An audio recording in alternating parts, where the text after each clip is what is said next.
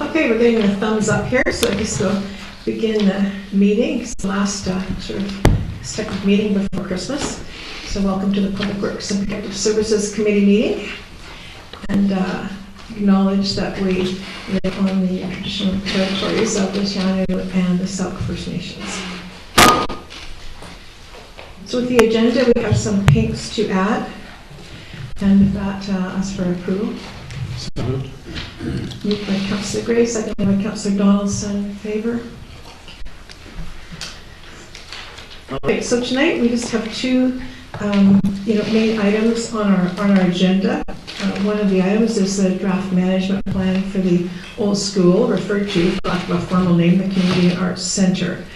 The committee, it's a draft plan, so tonight the committee will have the opportunity to discuss the plan and suggest revisions or just talk it over. So, thanks very much to Ms. Jennifer Miller, who put in a huge amount of research and work drafting this plan. It's something that's been a long time in coming, a solid step in the development of the school as a vibrant, thriving facility in the community. The other agenda item is the terms of reference for the Healthy Community Advisory Select Committee. I just wanted to note that because there seems to be a misconception that the Healthy Communities Committee will not be managing the school. And there's nowhere in the terms of reference that says it will be managing the school. Just as the other committees, PTASC, MEASC, and agricultural advisory committees, the role is not to manage, but to provide advice and recommendations. From there, it's up to council to use or not use the advice or recommendations when setting policies. And it's up to staff to do the managing. So an example of how this would work is with the signage. Now, we all know that for quite a long time now, there's been a big need for signage at the school, with people wandering around trying to find out which in the heck door to use and going into Cirque looking for pickleball. So anyway, what the Healthy Communities Committee would do is to liaise with the community groups and the school users to look into, what would be the best options for the signs, what kind of signs were needed, where they'd be located. So the committee would compile that input, possibly look into some costs, and make a recommendation to the Public Works Committee, or whatever the title of that committee is going to be once we move to Committee of the Whole format. And anyway, then the Public Works Committee would discuss, tweak, or deny the recommendation, or approve it, or send it back to the Healthy Communities Committee for more information. If the recommendation is approved, it next goes to a council meeting where it would receive final approval, or not, before it can move forward. So that's kind of how it works, and that's how it would work with any of the recommendations or advice that would come through from the Healthy Communities Committee. It's a process, and that's what we really try to follow as much as we can. So council accepts advice and recommendations from the other committees that we have, and the procedure would be the same for the Healthy Communities Committee. So with that, we'll move on to public participation. So if we have someone in who would like to speak.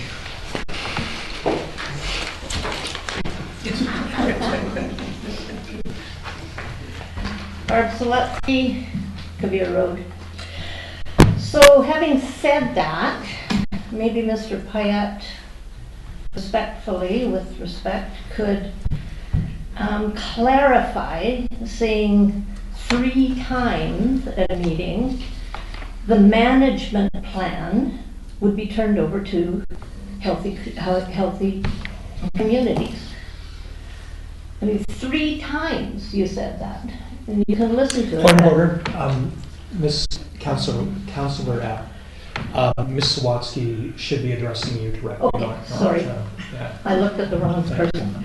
It would be nice to have that clarified, though, and I'm wondering if the school needs to have a committee looking after it. Why didn't you just start up a new committee? Anytime you need a committee, you start one up and then you study it for a while, and I still don't know how Healthy Communities, which was to support optimal health, well-being, and human development, segues into managing municipal buildings or looking after problems in municipal buildings. I mean, how does that work?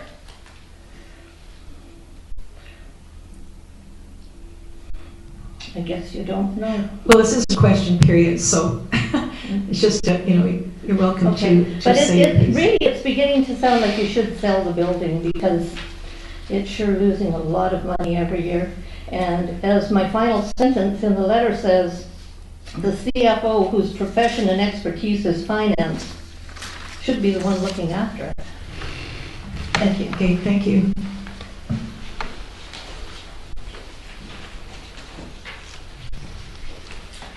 Jim McPherson, Eagle Tree Place.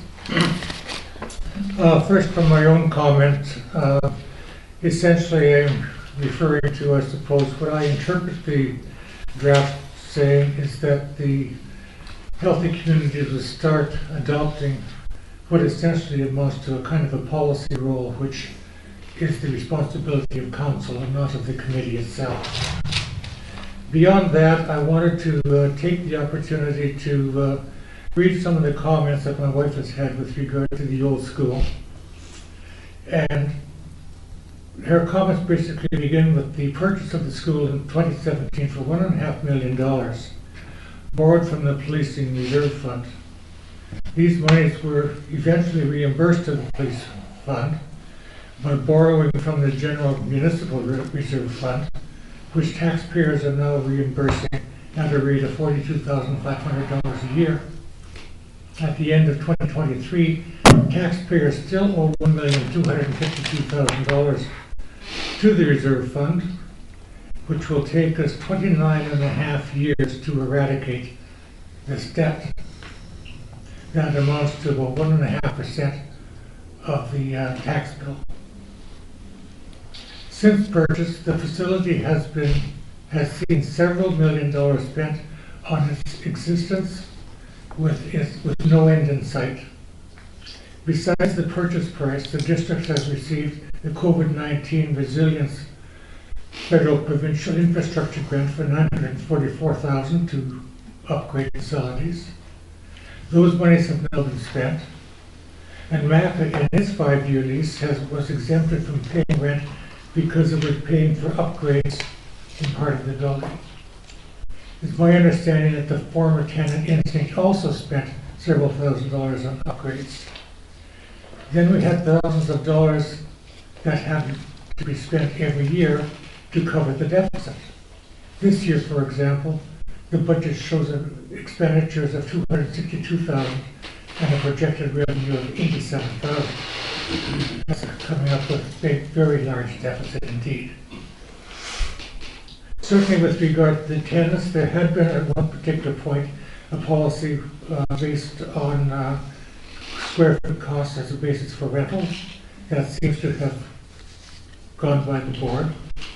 But one of the things certainly which stands out to us is that with MAGA's upgrades now completed, it should start to be paying rent like all the other tenants, commensurate with its ability to pay. It's my understanding that, we now have the issue of the construction of a new entrance to the partially hidden courtyard next to the pub, and what is the expected cost of this addition, and is it still underway in view of the pending rental next year of the room next to the preschool. Also, as Jeffrey Creek noted in his last budget presentation, repairs also have to be done to the roof for the old school. It just seems to us that there is never any end in sight to the monies that have to be spent on the school. Question has to be raised at some point. At what point does council say enough is enough and decide either to swallow the problem of insurmountable debt and pay for it through public taxpayers, or by selling the building? Thank you. Thank you.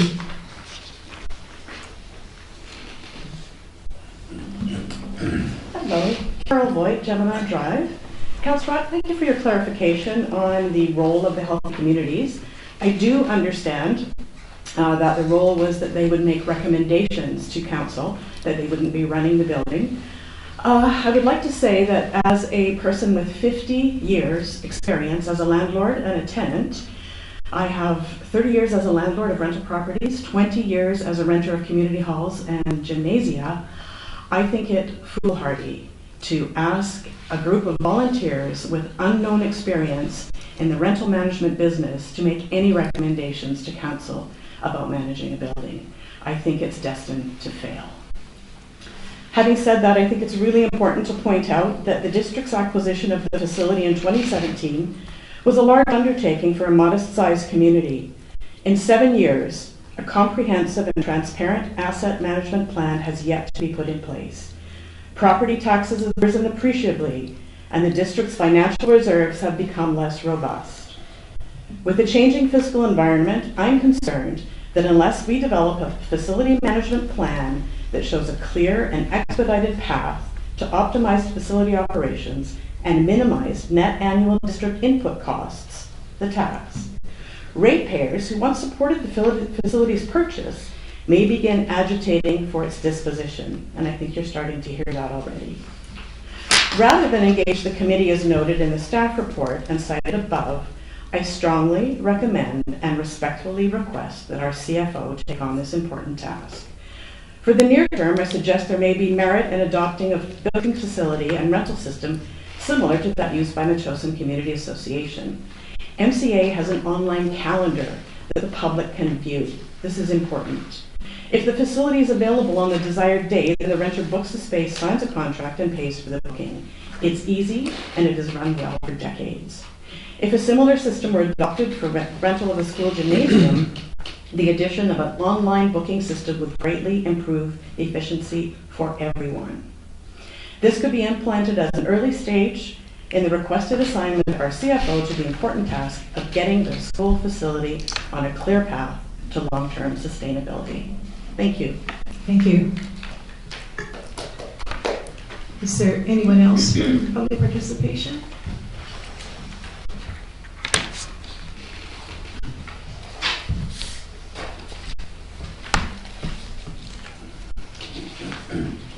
Good evening, Avril Yoakum, Winfall Road. Metchosin District has had a long-standing process for creating advisory committees. To become a member of any committee, there is a requirement to submit an application to provide one's expertise, experience, and the ability to provide hands-on skills. The Healthy Communities 2010, the purpose was to support community activities that improve all aspects of living in Metchosin and reflect the health and well-being of the community. And now in 2024, the proposal that the committee's mandate be expanded to include providing advice and making recommendations to staff and council on the use and function of the Metchosin School Community Multi-Use Facility, including capital improvements, suggestions, alternate revenue sources, and programming. What the district is suggesting is not reasonable or fair to the current members of Healthy Communities, who very likely don't have the necessary tools to fulfill this new proposal. It certainly isn't acceptable to the taxpayers of Metchosin that we're expected to continue to carry on with the white elephant because the district wants to save money and not burden staff with the work of managing it. Thank you. Thank you.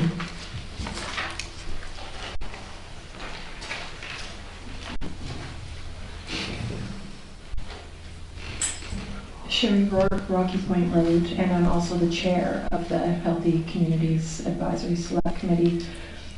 I think there's a little bit of a misunderstanding in public perception on our management involvement with commercial leases versus our involvement with helping council find future usage and best usage, future revenue sources. The capital improvement part of it is our role, in my understanding and discussion with staff and council, is to help secure funding, go after accessibility grants, go after capital improvement grants. We've got members with a wide variety of experience with everything from development, construction, government policy analysis. You know, I don't have an exhaustive list in front of me, but I feel that we have a good group of people. I also know that we have positions that will be opening in the near future, and it would be lovely if people from the community that had, say, commercial lease experience applied, you know, to help sit on this committee and offer advice when council seeks it. I just think, you know, the role that we've been spoken to about and the perception of public just is very different. So I just, you know, I wasn't prepared to speak tonight, but I just hope that helps clear a little bit of it up from, you know, the discussions we've had to date. Thank you.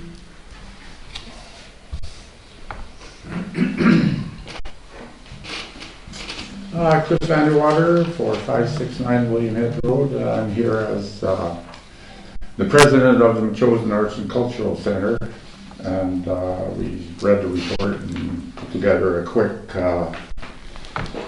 little letter here that I'll quickly read. And congratulations on a good start for a management plan for the elementary school site, 4495 Happy Valley Road. As of tonight's council meeting, I would like to offer a few important details that will need to be further finished out as this process continues. On page 3, under executive summary, references are made to the district receiving an infrastructure grant in 2021. But the list is incomplete and inaccurate. The $1 million grant was used on the training side of the site for these upgrades. The Art Center section is still waiting for some of the items that were mentioned in the list, such as exterior doors, specifically the handicap entry door. As well, many of the improvements previous to this grant were done by instinct training in lieu of rent for several years. The question is, how is that exchange of money being documented? On page 7, under current uses, occupants, leases, etc., the list is misleading. It should document major categories such as the Seniors Resource Center, Mile Zero Brewery, Metchosin Preschool, Elections BC, Metchosin Fire Department Training, Pickleball, Drop-In Sports, Old School Museum Storage, District of Metchosin File Storage, Metchosin Arts and Cultural Center, which the district looks after, and then under the MAC of the list should include 1 sculpture studio, 2 music studios, 1 painter studio, 1 arts collective and gallery, 1 journalism / videography / production studio, videography, 1 events room for public use, and 1 small office space. Please note that this addition to the draft is an initial offering. No mention has been made to the as-is information that was passed along by Chris Vanderwater to CAO and Councillor Shukin in January 2023. Let's work together to make this a complete document. And further, I'll just add this. I don't think having the Hicks look after, or not the Hicks one, but health communities, I don't think that's a great idea. There's too many people involved. And things could get confusing in a hurry. I think that MACA has a good solution. We've had to hire a part-time employee because the Arts and Cultural Center is getting busier and busier. And I think that we could possibly share duties with this employee on a contractual basis and it would be done right from the school site, I think it would save everybody money. I know you're trying to save money on further employees, and this is a good way around it, so come and talk to us, Bob. Thank you.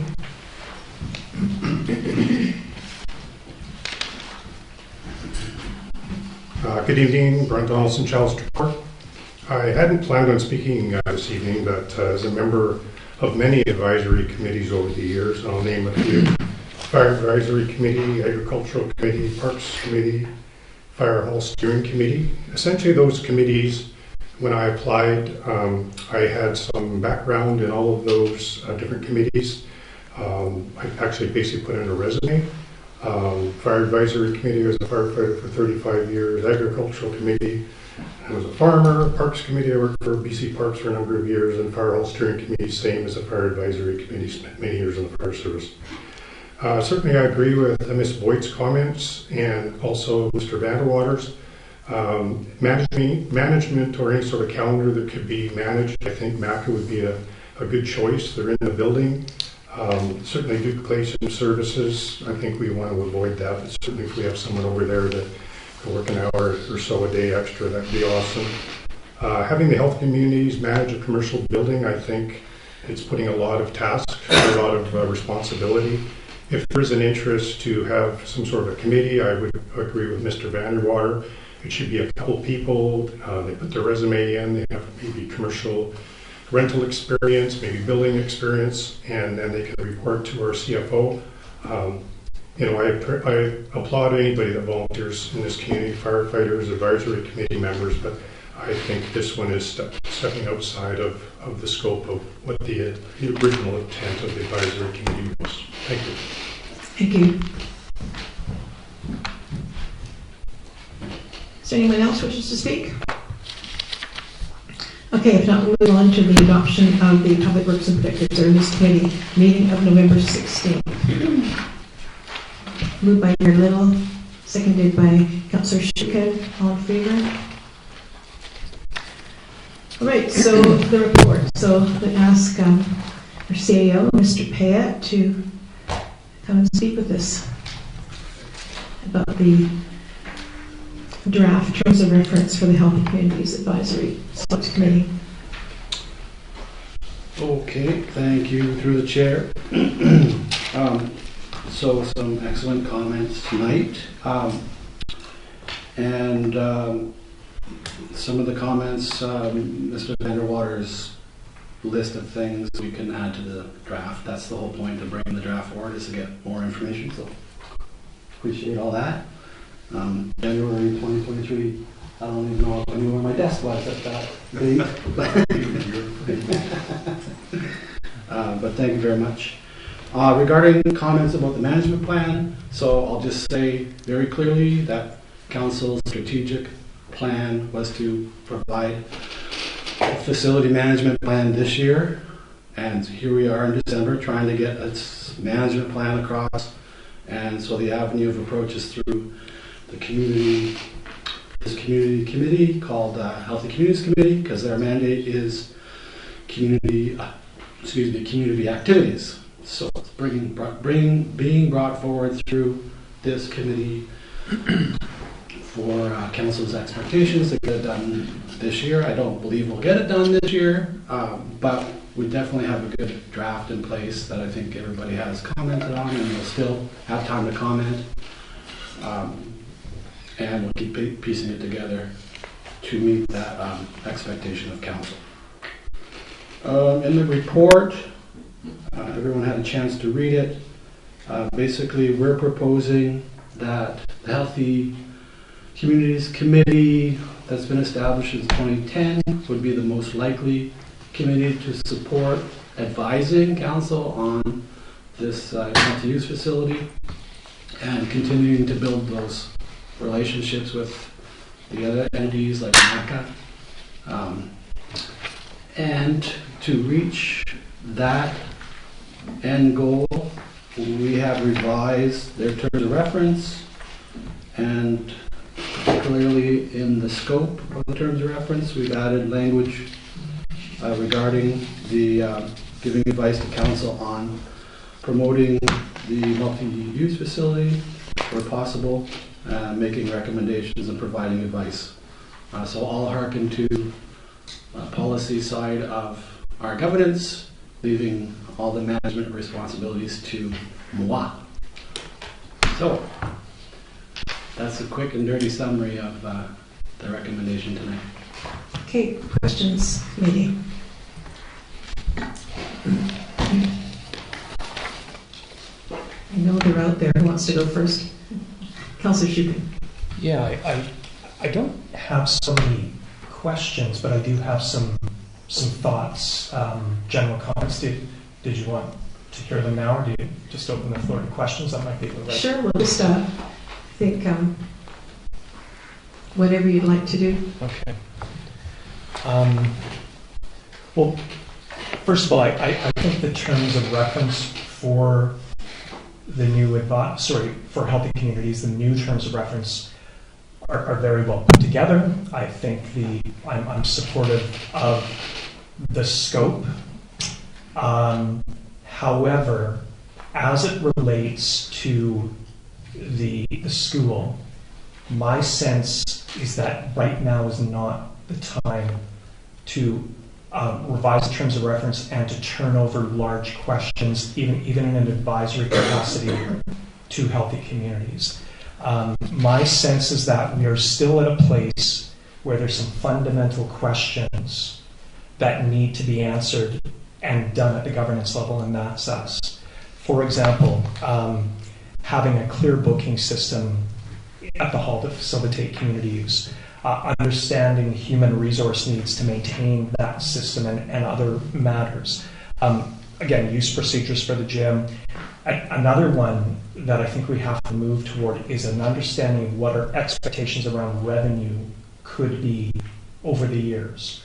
And I've heard, inklings of whether we should sell the gym or not, but I think we're not the gym, the school. I think we're a long way away from that right now, but I think we do need an understanding of what it is we can possibly hope for in terms of revenue and set community expectations. Now, I'm going to put forward an alternative thought to moving ahead with the revision to the Healthy Communities Terms of Reference. And I'm not putting forward a motion, it's just something to discuss maybe as we go forward. I would propose that council develop a small subcommittee that would be able to look at some of these basic questions and report back to this committee or council as a whole. And if you have that subcommittee, you have a much more nimble body, because you can meet whenever you want to. You can bring in staff as well. You can be able to access other people. And I would propose that as a body that we can maybe use to address some of these lingering issues, bring them back to this table, and then council as well. Again, I think that there's some other heads and some deeper thinking. So there's some deeper thinking that needs to be done on this issue, and we need a mode of doing that. And I might propose a subcommittee. My proposal for this would be, I'm racing ahead, I know, but I would propose that it be myself and Councillor Epp, and the other elements of the subcommittee would be CAO Payette and Mr. Creek as well. I put that forward just for discussion points, and we can come back to it later. But Okay, thank you. Any other comments, or how about Councillor Graham? Well, I had some questions actually. The way I read the document, and I appreciate what people said at the podium, but if I read it properly, what it says is it excludes advice from Healthy Communities Advisory Committee on MACA and on commercial leases. So that only leaves the gym and the grounds. So we're only talking about the advisory committee looking at those two questions. And when I think about it, the gym, don't we have the fees set? Yes. Are there any tweaks there? I mean, we haven't heard there's any problems. If there are, they could come back here without necessarily going to an advisory committee. On the grounds, we've got the community garden underway. We've got the Village Square Society proposal under discussion with the CFO. We've got to clean up the fire department gear, sort of in the wings that are in the air anyway. Have I got that wrong? Yeah, no, I agree. I think that, with all due respect, Councillor Shukin, I think that's, referring to things that really this committee is not going to do. It's, and maybe it's just the wording, I don't know, but it's just, to me, it's just strictly advisory. Things come up, they be discussed. We have they're going to be input from users and community members that'll be invited to the Healthy Communities meetings, and that's the whole idea. Was that the committee can be kind of a liaison, because otherwise, we get a few people that speak at these meetings, but otherwise we really don't hear too much from the community. So this way, with the school, we will be getting input from a broader base of community members. And I mean, we're not going to be making decisions. Okay, we think we should be charging $100 a day for use of the parking lot. I mean, those are not the kind of things that, as the way I see it, that the committee is going to do. It's going to be more, as was mentioned, it's going to be more like, well, accessibility is a big thing. The committee can look and keep an eye out for grants that are available, and then potentially cost them out, and then bring them to council to for approval to apply for those grants, and then actually do the work to apply for them. Those are the kind of things that, when we have spoken about at the Healthy Communities meetings, thinking about this, that this might be coming forth in the terms of reference, that those were things that everybody was excited about. And it was about liaising with the community groups to think about new activities that might go on there, as far as fundraising. It would be fundraising ideas that might come up. It's not like looking at commercial rentals. It's not management. It's community based to improve ideas for activities, a think tank kind of thing for ideas and things that might just make the whole facility more vibrant and used by more people, and get people's interests and what they like to see in there. There's a survey going around from the West Shore Parks and Recreation now about classes that it might be going in. Well, that's something that we might hear from at the committee level as what other people might like, and then we can bring that forward. But it's the committee won't be making decisions. It'll just be bringing up ideas and coming to the next committee level with some ideas. And if they get a shot down, well, then that's the way it'll be.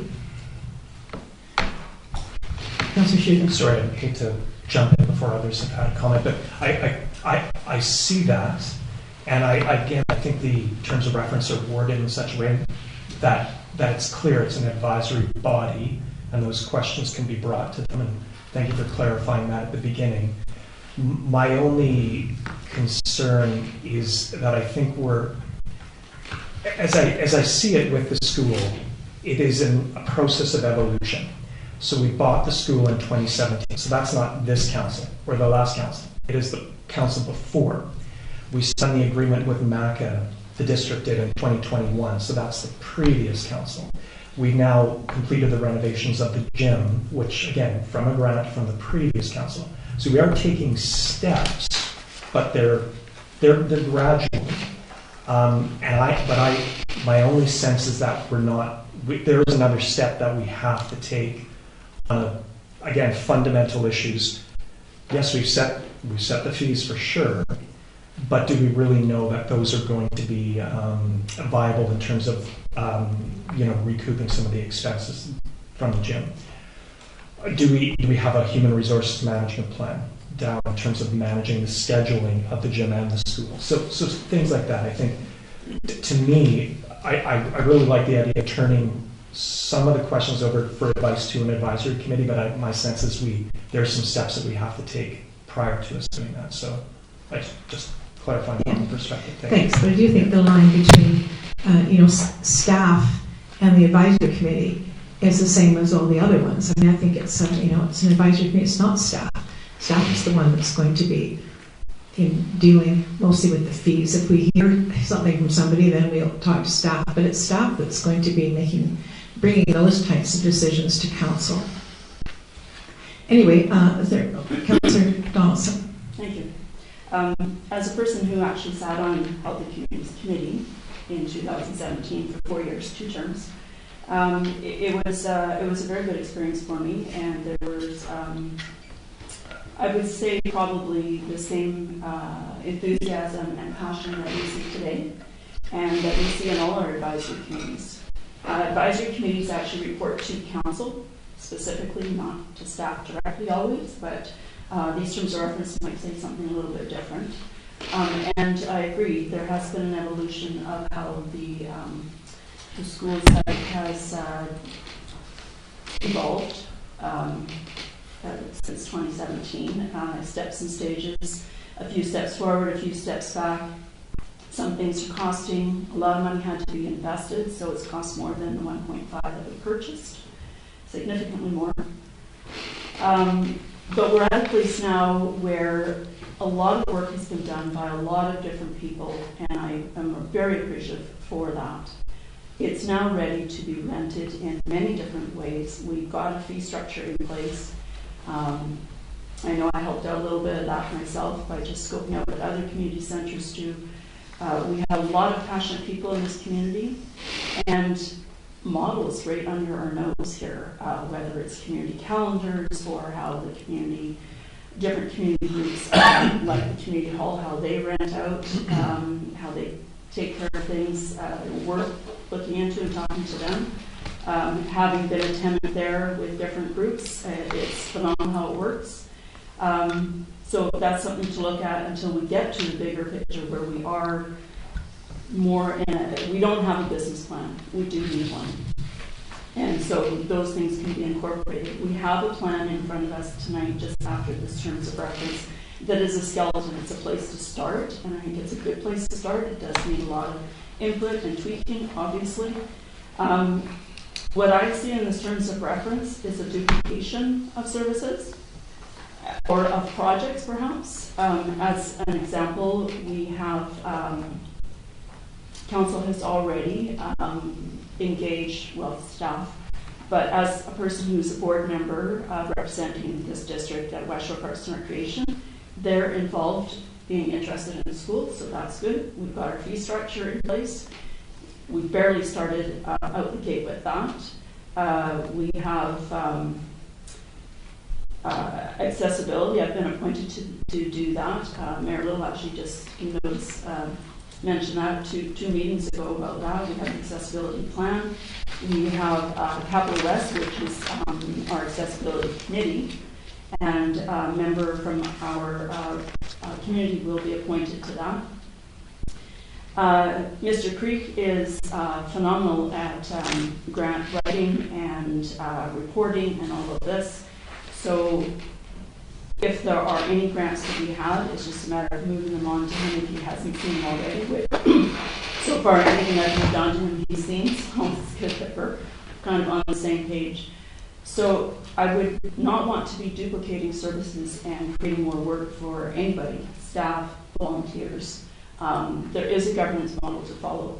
We appointed people to an advisory committee. We're in the process of updating all the terms of references of all of our advisory committees. This is a start. I'm not sure if this is the one that would be most suitable.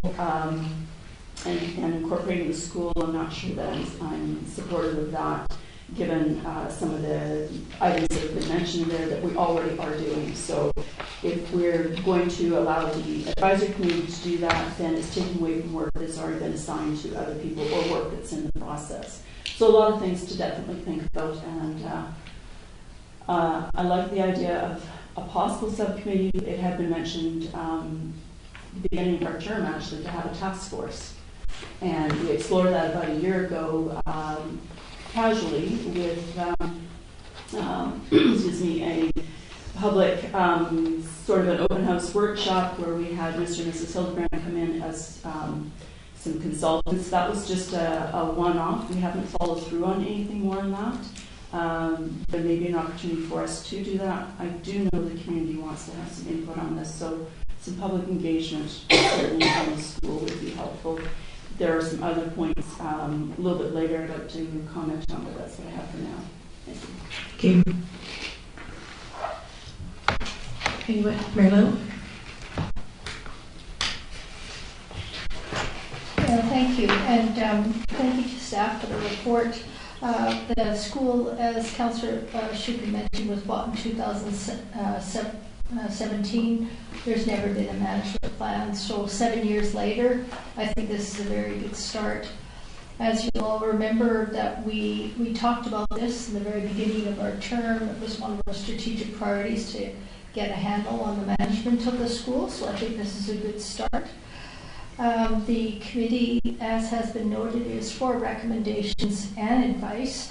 I was also hoping, even though it's not within the purview of the committee to look at the leases of MACA and Mile Zero and the other renters, I was hoping that it would be in their scope of practice to reach out to MACA and CERC to get regarding the use and the function of the whole school site. Doesn't mean they have to interfere with the leases. So they would be sort of like a conduit of information to this committee. I don't think it's duplicating of services. With Councillor Schuken's suggestion, I could offer a compromise.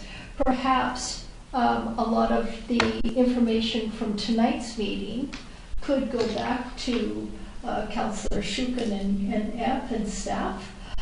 They could go through some of this because this was meant as very draft, both of these documents, very draft, for us to comment on, improve upon, and then to put it into place. So I like the idea that at least we're moving forward.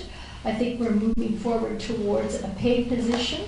But it's a different crowd than we have at the finance meetings, where we've got a very tight fiscal budget this year, and we will next year.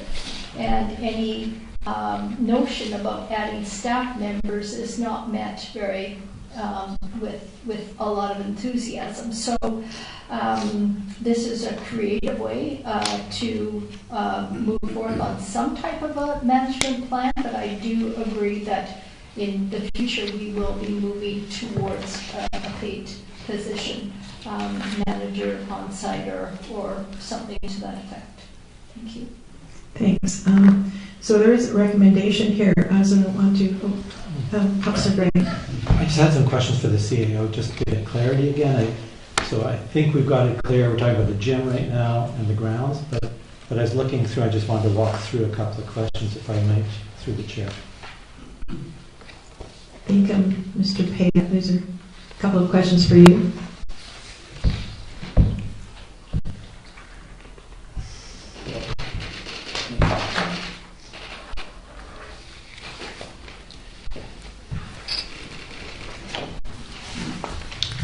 Okay.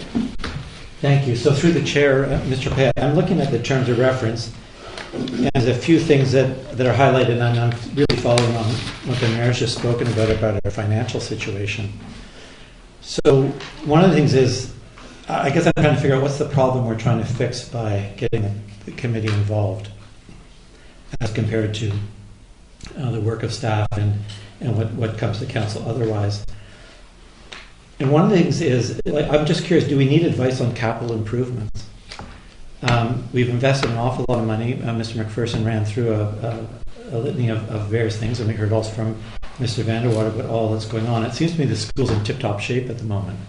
The one question we've got is a septic tank, and I think was raised the other day, the septic system possibly, and we'll look forward to an engineer's report on that.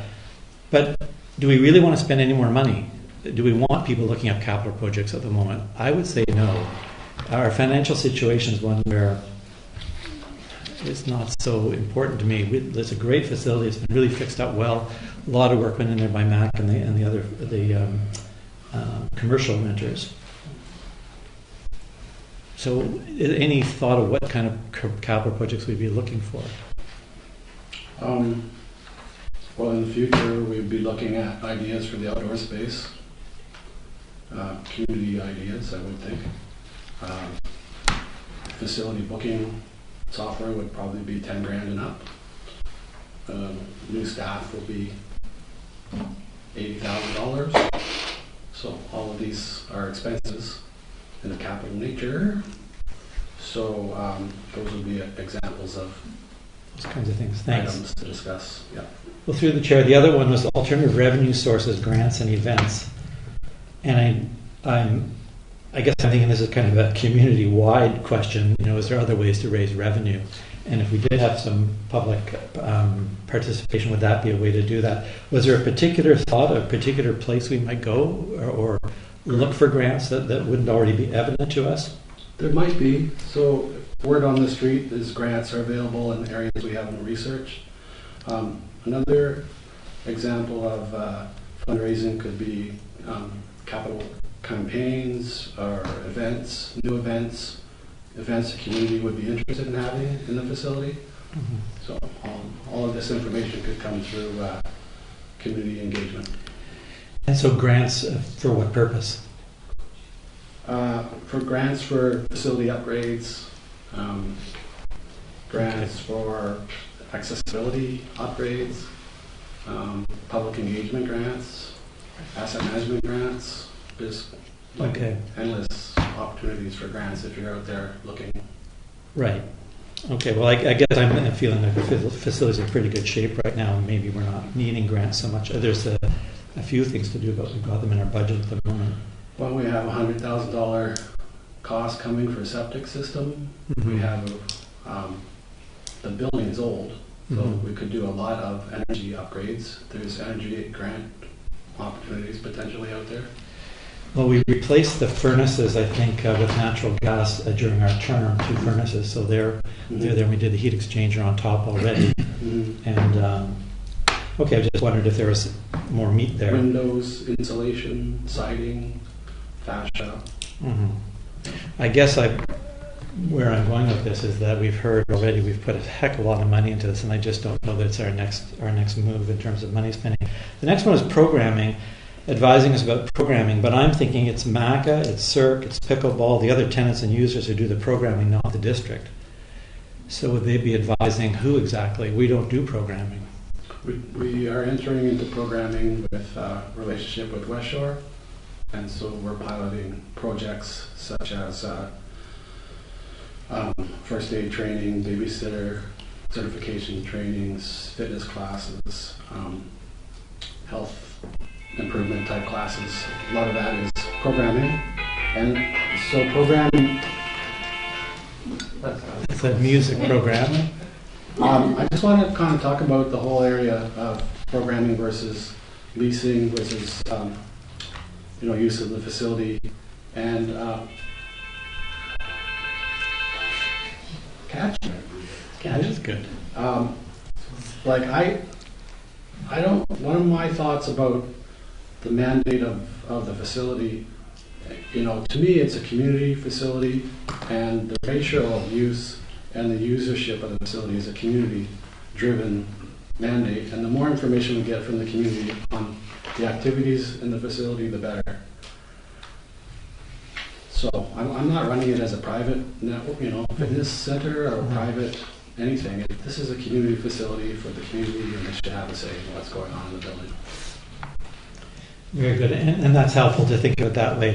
From my perspective, we have the facility, and then we've got community groups who do the work. And for example, the pickleball came along, and it's taken off, and it's really going great. But it's not really a district's initiative; it's the community's initiative, and that's how I'm seeing it. So I find it a bit odd, or not odd so much as I'm not sure about the fit.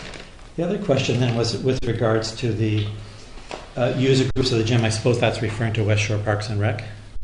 A user group. It's on the second page. A suggestion that maybe we get advice on that. Yeah. Well, there be one user group. There's a number of user groups already in the facility, as was listed by one of our residents here. So there's lots of different user groups, individual users, lots. Right. I guess most of those are under the MACA umbrella at the moment. Mm-hmm. And then, I guess I've already mentioned the fees is the other thing that might be involved in setting fees, but the fees are already set. And I guess we're waiting to hear back. Let's if be that's clear working about well or fees and not. charges. Staff bring forward recommendations on fees and charges, and council approves fees and charges. Mhm. Okay, that's a policy decision. Right. Okay. Yeah, so it says here in the notes that the one idea would be, an example would be the committee would recommend fees and charges for groups using it, and that's what I was asking about. I think we've got the gym fees set. Yeah. Well, I mean, this is a good conversation. This is why we're here.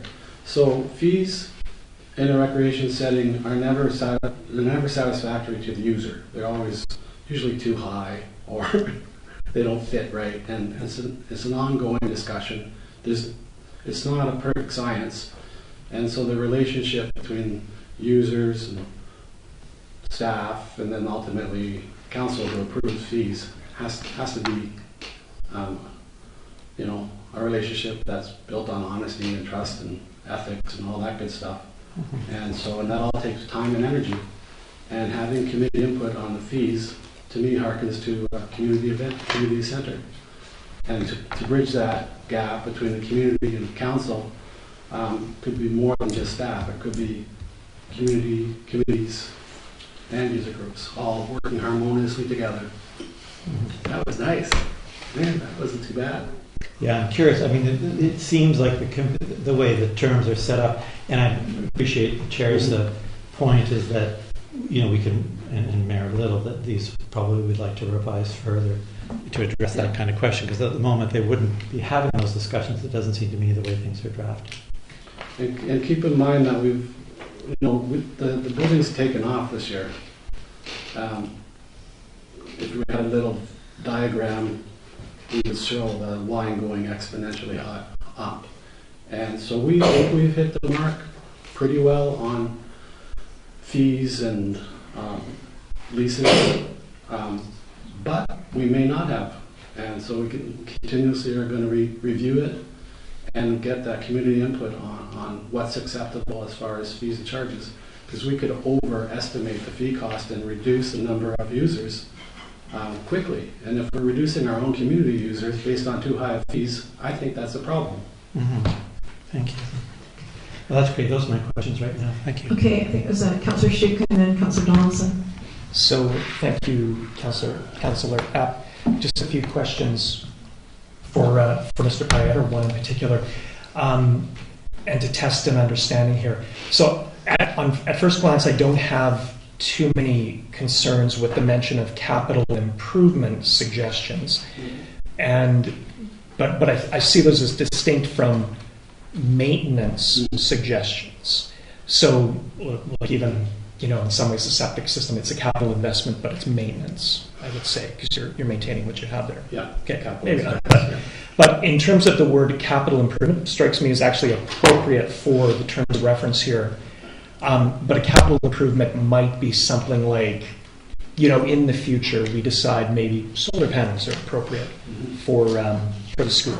Or, for example, if and when the cars and the bus are removed from the cage, something might be done there as again, to facilitate the use. More parking places. Parking, yeah. So that might be a capital improvement to the site, and that's... Yeah, different kind of courts outside. Okay. Of that nature, yeah. Great. Okay, and I just wanted to mention that. Again, I don't have any concerns about the terms here. It's just the timing of when these are brought in and how the communities is enabled. So that's my only question. But so thank you for the clarification. Yeah. Councillor Donaldson. Thank you. So through the chair to the CEO, you mentioned about the fees. So the fees that we had deliberated on and had voted on, are we not using those? We are. Okay. We're working on a pilot project, and so through the pilot project, I'm not charging the fee structure as it is to get an understanding of the intake of the programs, and so that'll be a 3-month pilot project, and then if it takes off, we do the actual fee regime. The one that we voted on? Yeah. Okay. Have you or any of your staff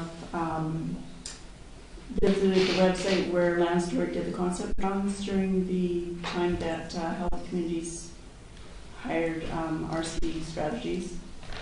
Yeah, I've seen those, yeah. So those drawings, albeit they're conceptual and they're not exactly what would maybe appeal to all of the Metchosinites, but they are definitely that $30,000 grant, not to be shelved, I hope, is a very good template for us all to have a good look at for what we need to do for things you just said, for outside the building, that sort of thing. Not so much on the inside of the building. I think it did discuss things that could take place. Some of that we've gone away from, and some of it we've embraced. So not to let that one slide too far away.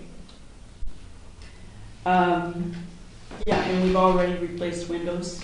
We've got heat pumps, so certainly those energy things are in place. Again, like I had said just previously, a lot of good work has gone into the building, and we are open for business. Now it's a matter of how to get the word out there. With West Shore survey, that's just one component of, say, recreation.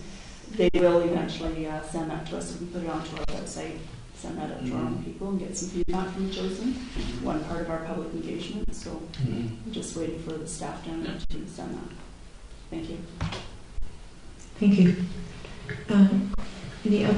Any questions or comments for Mr. Pat while he's up there?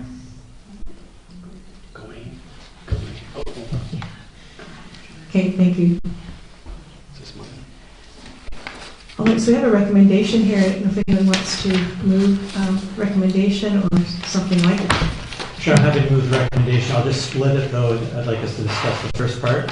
So I move that the committee review the draft terms of reference for the Healthy Community Advisory Committee and provide feedback to staff.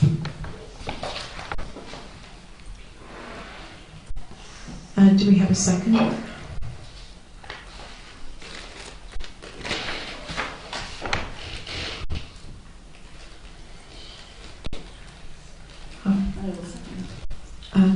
Okay, moved by Councillor Gray, seconded by Councillor Donaldson. Any discussion? Any more discussion? Councillor Gray. Sure. Well, I guess I think this is the group, Healthy Communities Group, is a terrific group, and they've been putting energy in and meeting through the couple of years that we've been a council, and I very much appreciate that. But I'm not convinced that the changes I see here make use of the valuable volunteer time. So I took a look back to see, well, what is Healthy Communities, during the couple of years, what recommendations have we received from them? And I saw two. One was about poverty reduction planning. Could they be involved to help the fire chief? And another was about a public education training session for naloxone administration. And then there was something about dark skies, which I think has not come back yet. So I don't know that we've actually been receiving a lot of advice from Healthy Communities at the moment, or recommendations. And is that accurate? I think as being on the committee for last term and this term, I think part of the problem is that the last terms of reference were 2010, and they're quite outdated. To me, the current ones are much more focused and will really help the community to actually get some work done more than it has. There certainly has done some positive things over the last couple of terms that I've been involved, but I think I think these ones are quite exciting to move on with new ideas and some new people, and just bring new energy to this committee. Thanks, and I see that point too. We've got a good group of people here who can help us out. When I look through some of the material, it seemed to me, and I'm noting here in the terms of reference that the staff are mentioned. I don't see them in the original terms. That the chief administrative officer or fire chief may attend committee meetings in an advisory capacity. But when I look around what's been happening up until now, I think it's the other way around. I think the committee has been advising the fire chief on a number of projects and helping get things done. And the two examples that I know of are the poverty reduction and the training session. And so I'm just curious, is the need here, and I'm thinking about work-life balance for the chief too, attending these meetings in addition to all the other work. But is it that the fire department needs an advisory committee to help them, help the fire chief in the department? No, I don't think that was the case at all. No. No, the fire chief has come because we had two subcommittees. One was on the sort of the poverty reduction. That wasn't exactly the name of the committee, but it was, I'm going to say the other one was on things like the naloxone or first aid and things like that. There was two subcommittees working on that. But the fire chief obviously is very knowledgeable on that, but it wasn't to deal with the, at least wasn't any meetings I was at. No, those are the only two examples that I saw, so I just was curious if that was the role. Okay, any other comments on, did you have another comment? Or any other comments on the motion? Councillor Shukin. Yeah, so just as I understand the motion, it's to review, that we review the draft terms of reference and provide feedback to staff, which is essentially what we're doing now.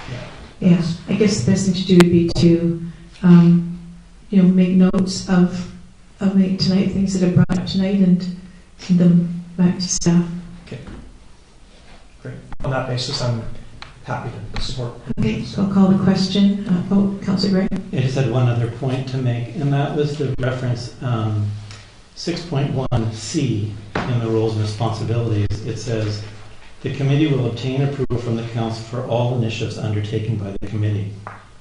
And that, no matter if one includes the questions of the school policy or the original mandate of the committee, I don't think that works.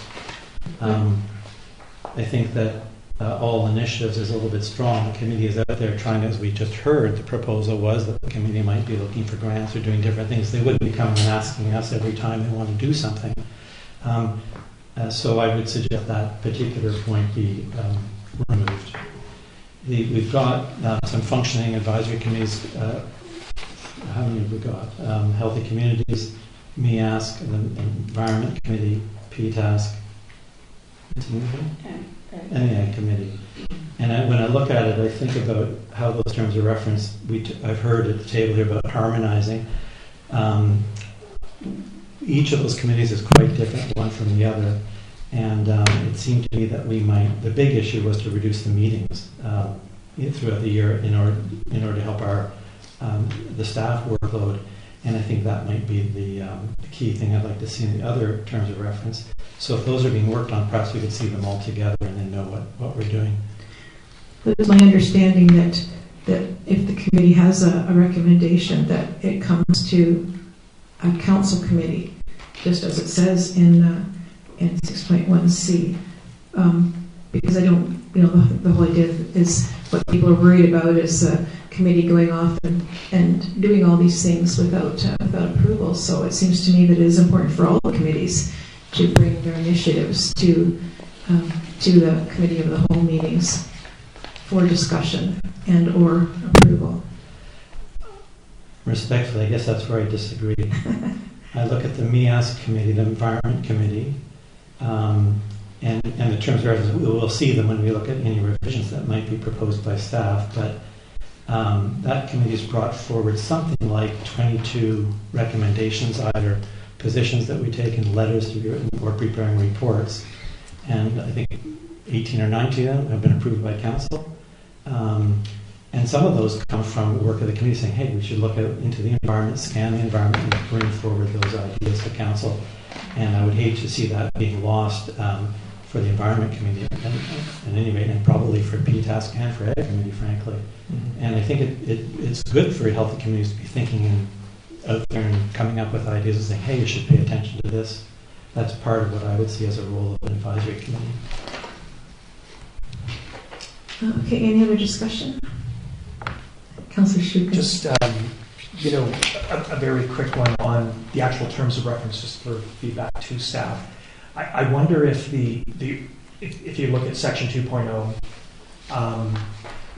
the way it is organized, it does prioritize the community multi-use facility, whereas something like it might, the ordering of the actual scope elements might begin, say, with C, advocate to promote the value benefits of educational, cultural, health and social activities. So something more sweeping than drop down to community, so the community multi-use facility. And that, all that would do is just make it clear that the committee, or sorry, Healthy Communities is about more than just the school. So, yeah, just general. But I'm ready to vote as well. Sure. Councillor Donaldson. Thank you. So in regards to my comment about duplicating services, I'd like an explanation of the accessibility as one point. So I have been appointed to that portfolio. I've had a lot of people in the community talking to me about it, engaged in the tour of the school with the CAO, the fire chief, Mike, who was a former employee of MCA, and Mr. McPherson. And so, and I still attend the Access West Shore because that is what has been assigned to me. So with Healthy Communities be coming to me, or would they be going to you and then you to me? You know, like, how is that going to work if this is going to be now a part of their mandate? Well, I think it all changed from what I understand. It changed with the advent of the Capital West Committee. That council, like, there's not, I could be wrong, but there's no real reason to be connected with the whatever it is called now, Access West. It's a separate organization, just like a lot of other organizations out there now that council has committed and spent money to be part of the Capital West Committee. So that was my understanding, that it was going to be a switch over now, and that if this is the way it works with the accessibility issue with Healthy Communities, it wouldn't just come to me. It would be the committee looking at it and using the advice from the Capital West Committee to look for grants and things like that. So I don't know, that maybe is a discussion that needs to happen with the CEO and. Yeah. So my point is duplicating services. So we will have a citizen representative on Capital West who will report back to council, not to Health Communities. So then we have different streams of this happening. So earlier this year, I formulated speaking with MCA and the Schoolhouse Museum for a grant. And now it's been, I'm hoping, it's been sitting on the staff desk for a while. But anyways, and we have integrated some other parts of that. So that grant, which is $25,000, hopefully has been administered finally. And so this is something that I've been working on. So I don't want us to, one person doing one thing and then a group coming in and we're all going for the same grant. So there needs to be a component of communication. So that's my concern with one aspect of duplication. Well, why didn't that grant, to get permission to apply for that grant, why didn't that come to council, which is how we normally work? So that grant went to the CAO, and at a time when we were in between CAOs, and the only thing that it needed at the time was a signature from the sponsor, which was IAC, now Access West Shore, and now both Mr. Payette and Mr. Creek have, along with Deputy Corporate Officer, put it together. So it's in their hands. I was just surprised because most other grants have to come to a committee meeting. Correct. First, so it went to staff, and it's up to staff to take it to the next level. Okay, well, I don't know. That's obviously a further discussion. It's not something that I can answer. Yeah, Councillor Gray. Yeah, so we're going to vote on the motion, I guess, shortly, and I wanted to be clear that I'm not supporting the changes here, but it seems like the way to do that is to raise and have the discussion. And we're really asking staff to thread the needle here. Heard from me that I see it as being the gym and the grounds, and heard from the mayor that we should include the leases in the commercial side of the school. I guess I feel like when I'm just asking the CAO, I'm not really satisfied by the purpose or the reasons why, and maybe that could be fleshed out for us a bit better to understand what's the problem we're fixing by doing this. And I really appreciate what Councillor Shukin said earlier about the timing. And he's got a creative idea about what we might do instead. And my point isn't here to push these, the point of my motion isn't to push it ahead, but just have people pause and think about what we're up to here. And perhaps we could hear a little bit more from Councillor Shubin later. Okay, with that, there's no more discussion. I'll call the question. All in favor?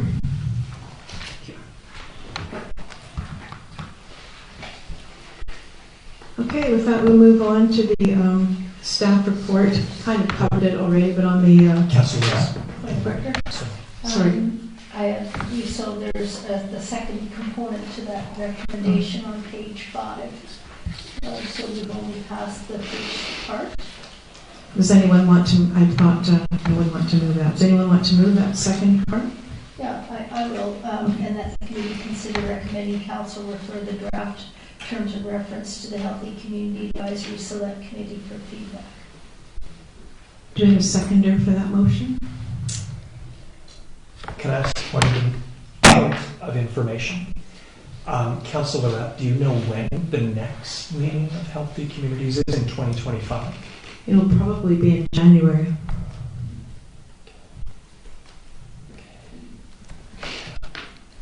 It's only meeting every other month now. Okay. I'm not going to support the resolution. I'll respect to Mayor Little. I don't feel it's, for me personally, I don't feel like it's time to advance this further. As much as I like the terms, but I feel like there's some deeper questions that need to be settled before we move to the next step. So. Okay, does anyone else wish to second that motion? Okay, that motion fails. Now we'll move on to the staff report on the draft management plan. If there's anything new to say about that? So committee, do you have any more points about that to bring up or discussion on the draft management plan? Councillor Shubin. Thank you, Councillor Epp, and I would support what has been said previously about the draft management plan. It is a good start, and there's some really great background information. Especially going back in some of the history of the school. As I looked at the table with the key issues and then the objectives and the means of achieving them, there's some interesting elements here, and I think we can build on them. And look forward to seeing another draft as well. One specific comment, I think, section 2 is really, really long and probably could be broken up into a shorter section. It would be great. There's discussion about building area 1, building area 2, but it's not clear on what those are, so that would be neat to flesh out. The one thing I feel like we really should work on, and thank you to Mr. Pyatt for a start on this, is a clear vision statement of the school. And what's here is not really a vision statement, it's a description. It's a good description, but it's a description of the school. And the importance of a vision statement is more, I think it's aspirational, it's again visionary, and it's written as if it's actually, as I understand these processes, it's actually happening, or what you're striving toward. And one of the things, there's a reference to the social objectives. I forget where exactly this is, but what social objectives the school supports. And it'd be really interesting to highlight those. Again, community gathering place, place for generations to meet. Local merchants are able to display wares and whatnot. So arts from local communities is shown. So spell those out a little bit more, potentially a vision statement. So that's just some initial comments. So. Okay, great. Anyone else? Councillor Donaldson.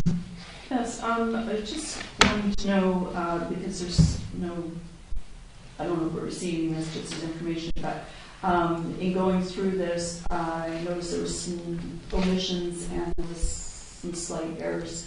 Are we expected to maybe go through that and then send it to the CAO? Yeah, I think that's it'd be a plan if everyone can make a few notes on what they see or what things they come up would be great if we get it finalized. Councillor Gray. Thank you.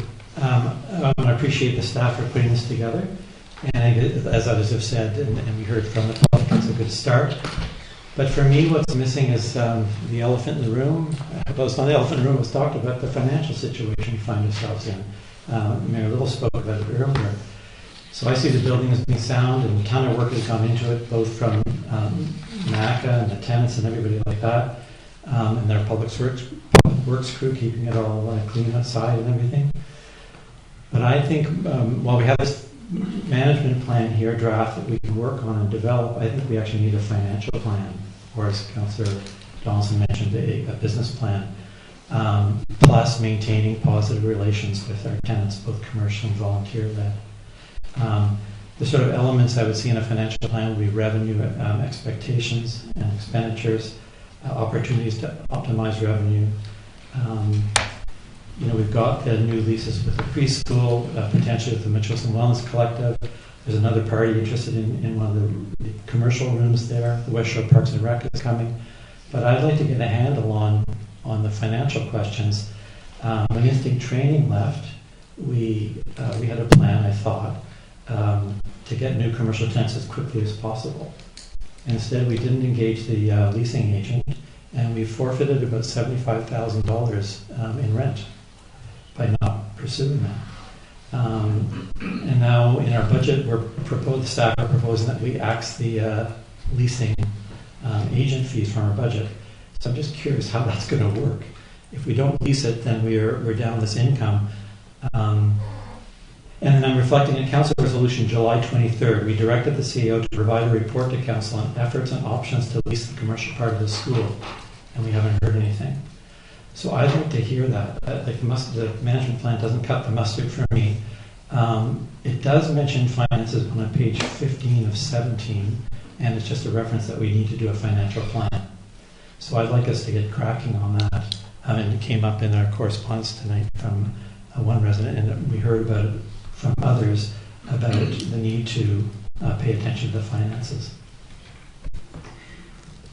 Yeah, it is noteworthy though that the school is actually quite busy, and with the Wellness Collective going in there, and the brewery and the preschool, there's 3 classrooms which are also being used consistently, regularly for training and paying the fee. There's jiu-jitsu in there. There's someone else now that wants to lease a room, so it's not that it's just sitting there empty.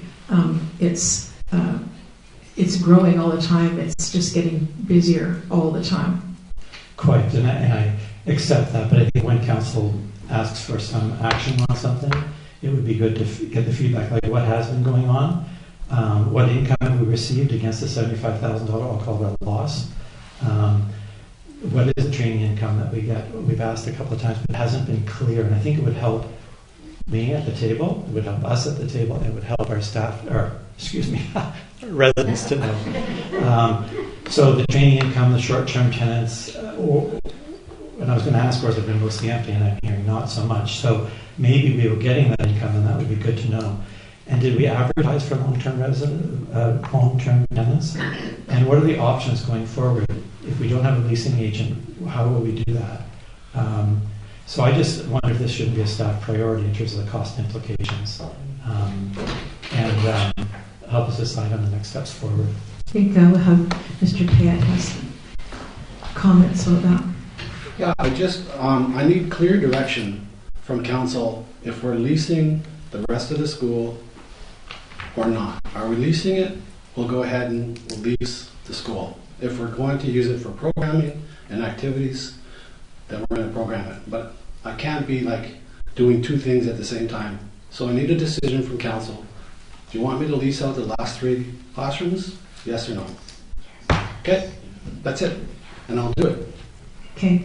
Well, for me, I like the way it's going now because there's a lot of different groups that can go in there and use it. If those 3 classrooms are permanently leased, then that really kicks out a lot of the community that would like to have, a jiu-jitsu class, which is in there now, but they're not in there, 24/7, 8 hours a day. And so same thing with the training.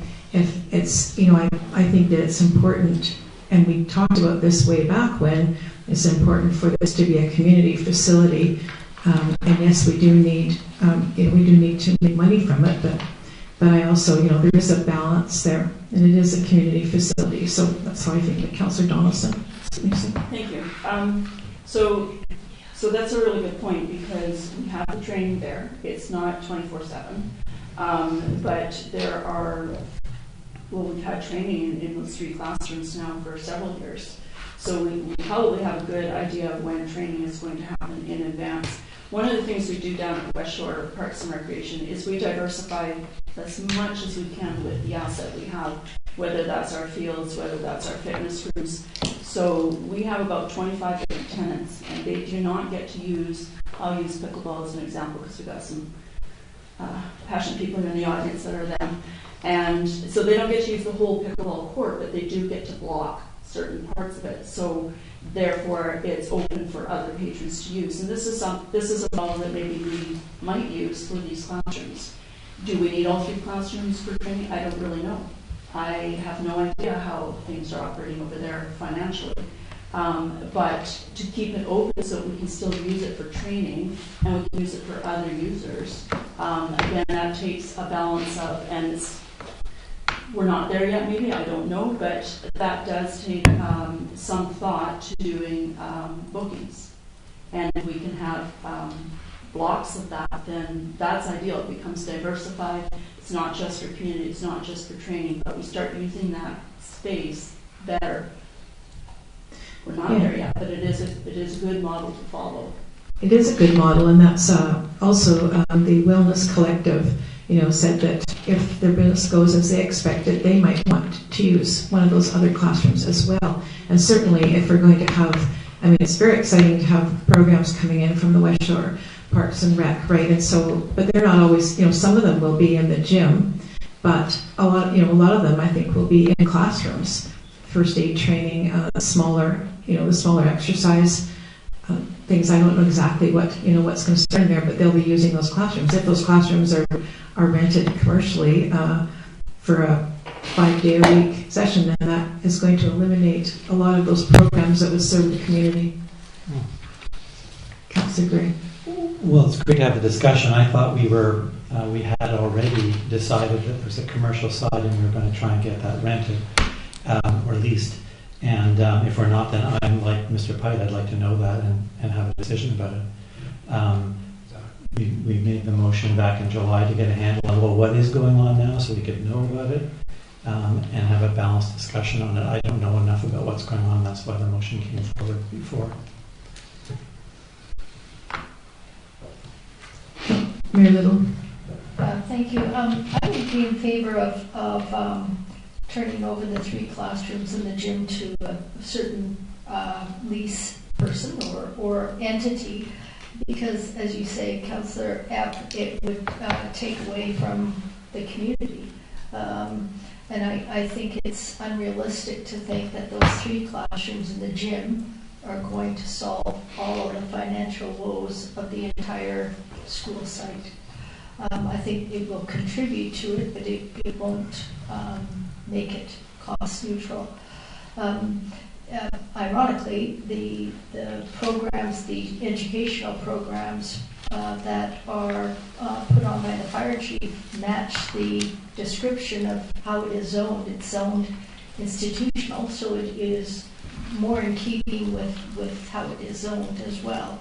And that's a valuable part of our community, and what we give to other communities is training at the center. So if we lease that out to somebody else, we won't have those classrooms available for training and for other programming. So I wouldn't be in favor of leasing it out, giving direction to the CAO to lease it out completely to one entity. Councillor Gray. I guess I'd like to ask, is there anything wrong with council being informed as to what is going on and what money is being made at the moment on those rooms. Maybe we get a report from the CFO about this is the kind of money that's come in. I'm not all about money. We've got a great building there. There's a lot of community activity. I'm a big supporter of the school site there and everything that's going on. I really appreciate all of that. That we do have an issue of managing it. And to be clear, I fully expect the district will, I guess I'll say forever, be paying money to maintain the school and keep it going. It's not going to be one that's we get all our money back anytime soon. So I think the operational cost will be there, but I'd like it to be a lower figure than $167,000 a year. And I think it can be, and I think the community can have a great time and have a lot of access and do all kinds of things there, and still have us pay less than $167,000, $187,000 a year. So I'm just wanting to get to that point. So I look at the management plan, I think about a financial plan just to show us, well, how can we optimize our revenues here in keeping with the facility that's intended for building community. Well, perhaps we could come back in the new year with more of a report about what is going on exactly there. Is that possible? We can flush out the current financial, 5-year financial plan that we're working on as a municipality. There's a section in there for the recreation center. We can expand on it. Okay, so we can look forward in January to a bit of expansion or more explanation about the finances and the use. Councillor, thank you. I want to go back to the idea that I raced ahead with at the beginning of the meeting. Again, I think that there, as we're talking here now, there are some fundamental questions, and they're at the government's level in terms of investment in, technology for booking, investment in staff to run the facility, but also giving a go-ahead in terms of understanding what our financial expectations could be and questions around leasing or not, use or not. And I would put forward the idea of a subcommittee that would work with Mr. Payette and staff as well to frame up some of these questions for council to have another shot at. And with that, if I could, I'm going to make a motion. I would move that a subcommittee composed of Councillor Epp and Councillor Shukin, as advised by CAO, Mr. Payette, Mr. Creed, and other staff as necessary, to look at top-line governance questions, including financial matters, including revenue expectations, HR needs around the facilities, booking matters, and high-level operational matters. So moved. Okay, we have a motion. Do we have a seconder for that? Seconded by Mary Little. Discussion.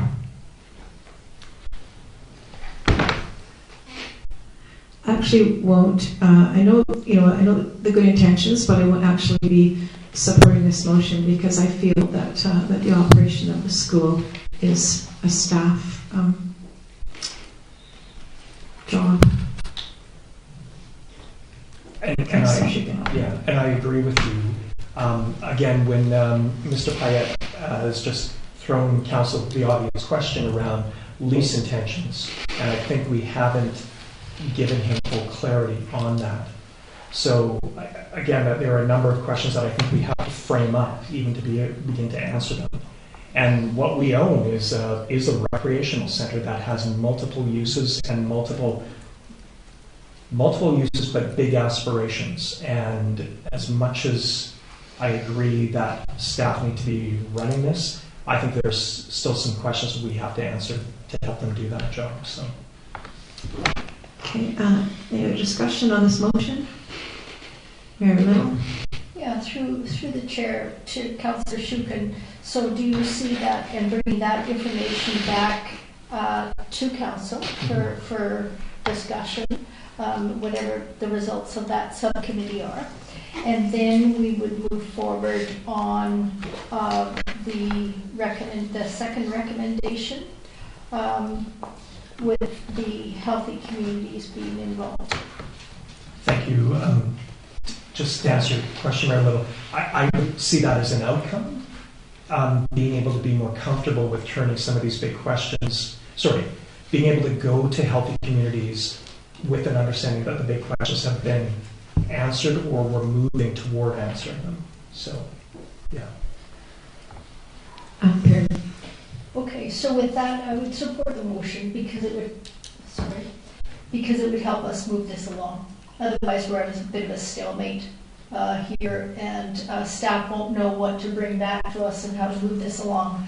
It's not perfect, and I think, but I think it is a step forward. And if the two of you could meet with the staff regarding some of these fundamental questions, bring it back to us, we can discuss them, flesh out some of the details where some of the council members are having difficulty accepting or endorsing, and then bring forward this recommendation for recommending to council to refer the draft terms of reference to the Healthy Communities Committee. So with that, I would support the motion. Any other discussion? All right, well, it seems like that might be. It's a bit complicated, if I may. If, Councillor, if you're not interested in the idea being named to it to do a bunch of work, I just believe you of that problem, if that's possible. I take the point that we got to get a look at some of these things, but maybe I can test your interest again before. Well, obviously I'm interested in it, but I just not sure we can get any further. You know, maybe you're right, I'm not sure we can get any further than we already are, because it just seems to always end up in a stalemate. But you know, I would support it if it seems like everyone does. Mm-hmm. Well, as I say, my interest is in a financial plan, which is a little bit different. But I suppose you might get together and say, hey, we need a financial plan. That to me is the highest order, and then things would drive from there. Again, not to be just a penny pincher or a bean counter, but just that seems to be, everything's running so well over there at the moment. And new things are coming, and we're doing really well. And so I'm just kind of, rather than looking at the one about how we manage the facility like this, I'm mostly interested in the financial aspects. So I look forward to the advice we might get in the budget process, but I also am interested in something a little different, which says, what do we think we can do here, given all of the different pieces. Okay, with that, I'll call the question. All in favor? Okay. Opposed? Okay. All right. Can I raise one other issue? And that's the one of public engagement. So I don't know when that would fit in exactly, but I was trying to think today, have we actually had a kind of a event at the school where we've looked at the new gym and everything like that? I mean, maybe if we do some of this work and discuss it here at council, and people can then get clear about the issues that we have, ask questions of us, so get clear the questions, then we might have a time and event where we get input from the community based on whatever we come up with. We might recall at our strategy session, we discussed having an event in February. And that would be part of it, as well as the active transportation plan. Now, well, if we timed it and got stuff back to this table so people could hear what the ideas were, ask questions about them, if there's some written documents, then we could build to something where we actually have an evening to talk about or hear from people about what we're doing. Yeah. And I just want to mention there was one other council resolution on July 31st, directed the CEO to bring forward a report about the engagement with the Village Square Society on the development of the Village Square. And so that's another piece that would be good to have if we do get together, looking for community input around the school itself. I think the school is a big enough topic, frankly, for us to take on in a public event. Thank you. Is there any other discussion on the draft management plan? With that, I do not have a councillor's update. So I'll just call for a motion to adjourn. Moved by Mary Little, seconded by Councillor Donaldson. Discussion, James O'Neill. Oh, yeah, was going to do that too. Thank you. Thanks for reminding me. All in favor, first of all. And wish everyone a wonderful holiday season and all the best in health and happiness and family and peace and love and all that stuff. So we'll see you in the new year.